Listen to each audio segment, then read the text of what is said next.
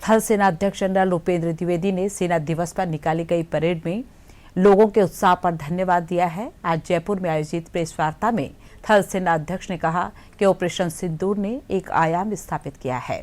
भारतीय सेना को भविष्य की चुनौतियों को देखते हुए अत्याधुनिक तकनीक और हथियारों से लैस किया जा रहा है।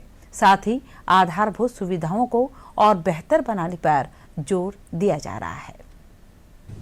आज बड़ी संख्या में नागरिकों की उपस्थिति यह दर्शाती है कि सेना और जनता के बीच कितना गहरा संबंध है। आपका उत्साह और समर्थन हर सैनिक का मनोबल बढ़ाता है। जयपुर में सेना दिवस का आयोजन सेना को नागरिकों के और करीब लाने का प्रयास है। परेड के अलावा नोज और आर्मी मेला जैसे कार्यक्रमों ने इस संबंध को और मजबूत किया। आज शाम शौर्य संध्या में ऑपरेशन सिंदूर के दौरान सेना के साहस, अनुशासन और क्षमता का प्रदर्शन किया जाएगा। ऑपरेशन सिंदूर ने एक नया नॉर्मल स्थापित किया है। इस ऑपरेशन ने भारतीय सेना की तेज प्रतिक्रिया, बेहतर समन्वय और सटीक कार्यवाही की क्षमता का दर्शाया है। यह एक परिपक्व, आत्मविश्वासी और जिम्मेदार बल की तस्वीर प्रस्तुत करता है, जो राष्ट्रीय हितों की रक्षा के लिए पूरी तरह सक्षम है।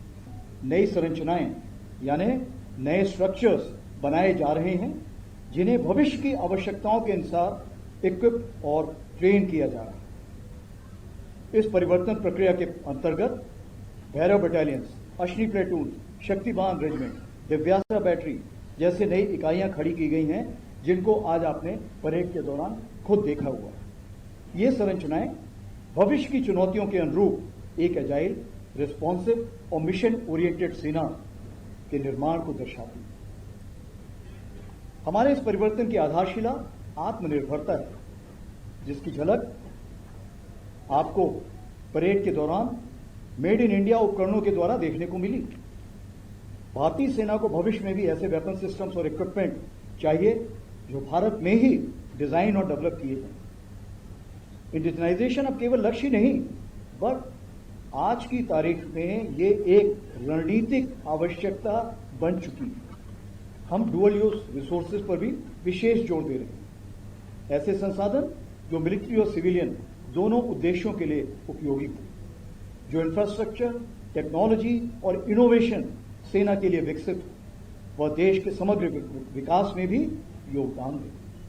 भारतीय सेना एक फ्यूचर रेडी फोर्स के रूप में आगे बढ़ रही है, चाहे well trained soldiers, modern system, multi domain operation की क्षमता मौजूद है।